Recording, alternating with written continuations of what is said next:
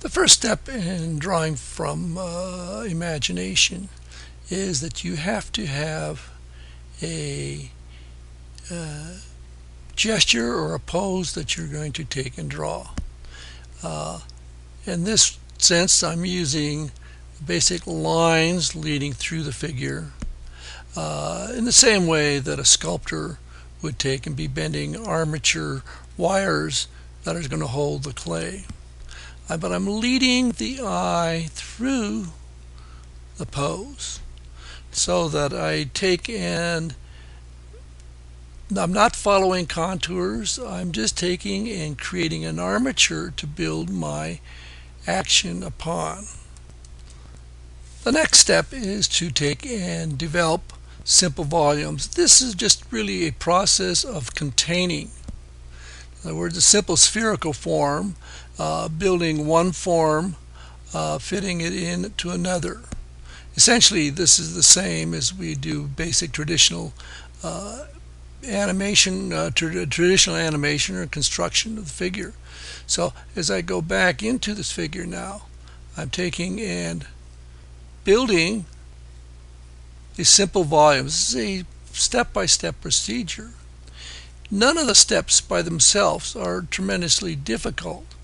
The key to this is that you have to have a feeling and a sense for capturing the gesture. And this is a constructive approach to taking and doing the drawing. It's not as you say, drawing from the model where you're copying. The first thing I always tell my class is that we never copy the model. We analyze the model, but we don't copy the model. And then we take and construct and create the figure. We create contours. Now, as I start to go past this, the next step in the drawing is taking and adding anatomical landmarks. Again, this depends on your ability and how much knowledge you have of anatomy. In this sense, I'm taking right at this point, I'm taking and adding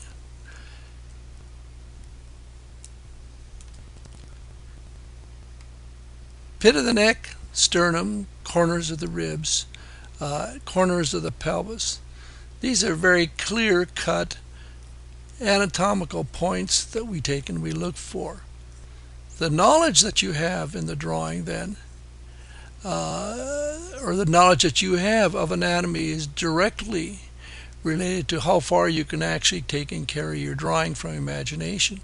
Now, in looking at these details as I draw across these anatomical points, you can notice how they help to emphasize the basic gesture by showing the contrast. On this case, we're seeing a stretching on one side and a compressing on the other side.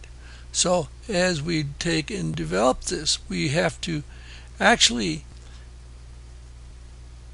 try to understand how these parts compress and push against each other and stretch as they do in reality. Now, at this point, the drawing, these corners, these are also corners. They help to take and show which way the figure. Notice I'm taking and using a simple box-ish form now to help indicate the rib cage and the pelvis. This gives a step that is useful in taking and helping to define where the forms are in space. Now, as you can see now, using that box form, I can take and add a simple cylinder as we feel in fitting into that box. Now, the process then of taking and constructing the figure is really one of taking and using very, very simple geometric forms. At the same time, you are limited in what you can do by your essential anatomical knowledge. So as I start to go farther with the drawing, As I start to go farther with the drawing, I'm taking in constantly using anatomy. And here the clavicles going over the surface and around the neck. I feel the trapezius muscles coming up from behind, the pectoralis muscles pulling off of the chest. You have to actually understand the pattern of how the muscles go. As in his case, I was putting the latissimus dorsi from behind. So, as a professional, you rarely have models that are taking and posing for you. And practically almost never, unless you're doing just a simple set type of thing. If you have to take and deal with numerous action figures, you're even in the beginning stages, you are taking and developing a roughs drawn from imagination. Notice that I'm constantly going over and around the surface of the form as I'm doing the drawing. So the drawing is one of constructing. We don't copy, as I've said before. We don't copy a contour. What we're doing is taking and constructing a contour by the way we develop the forms. So I start from the inside and work out. We use box forms as a means of taking and helping to define these forms in space. Now I'm going to go back over this and bring out these box forms. Notice how in drawing this box, that how clearly it takes and shows the direction of that form in space. Now this is really the same thing that we see in computer drawing. Now this is actually a process that was developed in the 1500s in Italy and I should say the Netherlands. With Albert Dürer, we find Cambiaso, Piero della Francesca.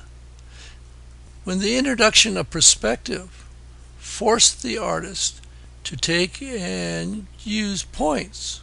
Well, this is really the same thing that we deal with in drawing, working in a computer, doing any kind of three-dimensional work. So here you can see how the box helps to define these forms in space.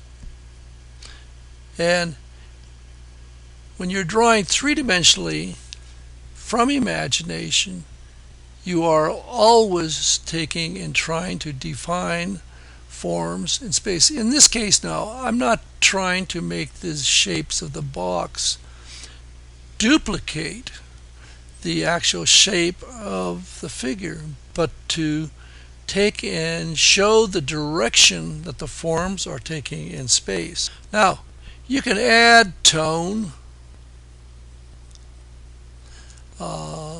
I'm adding the tone. I'm not using the tone as a means of taking and showing a light source, but merely as a way of helping to define the direction of the forms in space. You use the box as a personal tool to help you understand what the figure is doing.